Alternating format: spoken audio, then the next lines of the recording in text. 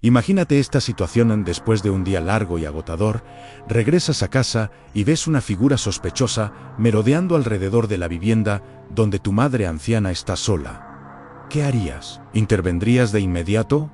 ¿O llamarías a la policía? Charles Holden eligió la segunda opción. ¿Hay un hombre caminando por mi propiedad? ¿Hay alguien más en la casa ahora mismo? Mi madre está sola en la casa, justo al lado de mi casa móvil. Necesito una patrulla urgente.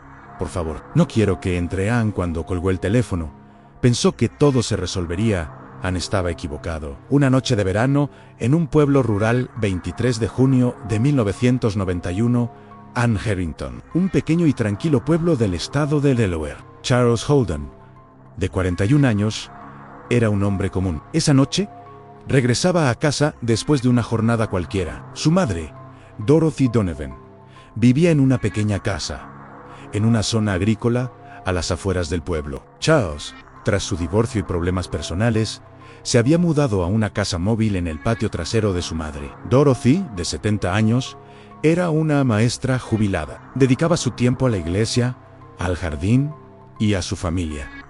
Había enviudado 2 veces. De su primer matrimonio, tuvo 2 hijas, Brenda y Diana, y un hijo, Charles. Las hijas vivían en otras ciudades. Charles estaba justo al lado. Aquella noche, al llegar, vio a un hombre mirando por las ventanas de la casa de su madre. El pueblo era pequeño. El crimen era raro. La escena no tenía sentido. Corrió hasta una cabina telefónica cercana, llamó a la policía. Luego intentó llamar a su madre, varias veces. Nadie respondió. Los escalones manchados de sangre. Casi una hora después, la policía llegó. El hombre ya no estaba, pero la ventana trasera estaba rota. Entraron. En la planta baja no había ruido. Charles llamó a su madre. En silencio. Entonces miraron la escalera. Gotas de sangre marcaban cada escalón. En el dormitorio, Dorothy yacía inmóvil. Tenía más de 30 heridas punzantes en el rostro, el pecho y los brazos. Las lesiones en sus manos indicaban que había intentado defenderse hasta el final. No hubo agresión sexual, no faltaba nada de valor. No parecía un robo. Entonces, ¿quién lo hizo? ¿Y por qué? La sombra de la sospecha. Los detectives observaron la escena y pensaron en algo claro. La violencia dirigida al rostro suele indicar una conexión emocional, intensa en ira, odio, en resentimiento.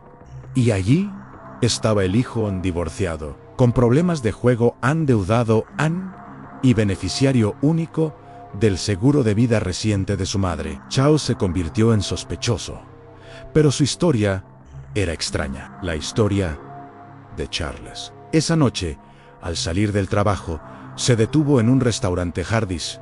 Compró una hamburguesa y café. En el estacionamiento, un hombre de apariencia africana se le acercó. Dijo que su hermana había dado a luz en Georgetown y necesitaba que lo llevaran. Charles intentó negarse.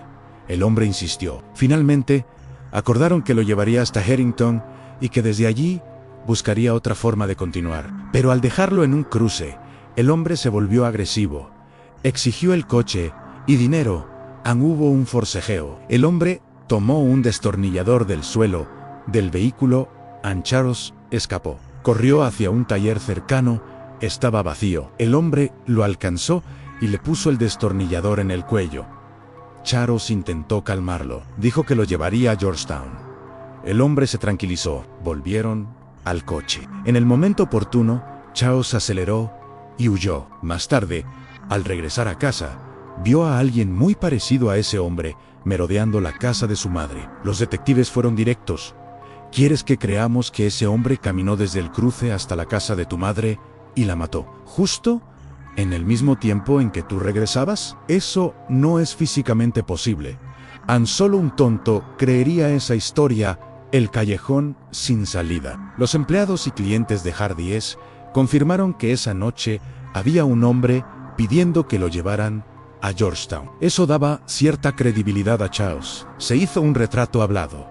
Charles identificó a un hombre, Richard Mitchell, pero tenía coartada a Annie y su apariencia no coincidía completamente. Las huellas y el ADN encontrados en la escena no pertenecían ni a Charles ni a Richard. El caso se estancó. Los años pasaron, la familia comenzó a dudar de Charles. Incluso sus hermanas se alejaron de Elan, el milagro del ADN 14 años después. El Sistema Nacional de ADN-C o DES volvió a analizar pruebas antiguas. La muestra del caso Donovan dio una coincidencia. Un hombre de 41 años, Gilbert Heenan, residente en Milford, Delaware, en 1997 había sido condenado por robo, allanamiento y agresión a un oficial. Su ADN estaba registrado en la base de datos. El retrato hablado y su fotografía coincidían casi perfectamente. Fue arrestado el 18 de enero de 2006. La verdad, al principio lo negó todo. No voy a sentarme aquí y decir que maté a alguien. Yo no estuve allí. 2 horas después, empezó a hablar. Sus palabras coincidían casi exactamente con la versión de Charles. Aquella noche estaba bajo los efectos de las drogas. Después de una fiesta lo dejaron en el estacionamiento de Hardee's.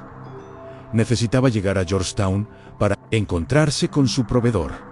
Inventó la historia de la hermana dando a luz. Charles fue el único que aceptó llevarlo. En el cruce pelearon.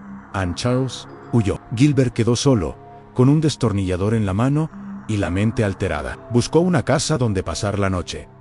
Muchas tenían luces encendidas. Solo una estaba completamente oscura.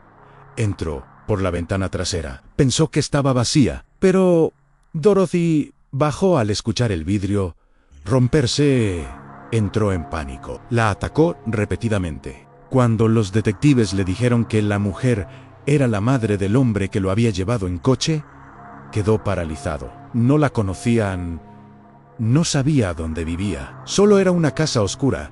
El final, Charles Holden nunca había mentido, pero nadie le creyó durante 14 años. Por suerte, sin pruebas, nunca fue arrestado. De lo contrario, un hombre inocente podría haber pasado su vida en prisión. Gilbert Heenan fue condenado a cadena perpetua. La pena de muerte fue retirada tras su confesión voluntaria. Este caso nos recuerda algo inquietante. A veces, la verdad está más allá de la lógica. Un pequeño acto de ayuda puede cambiar el destino de una familia para siempre. Y aunque la verdad tarde 14 años, tarde o temprano, sale a la luz.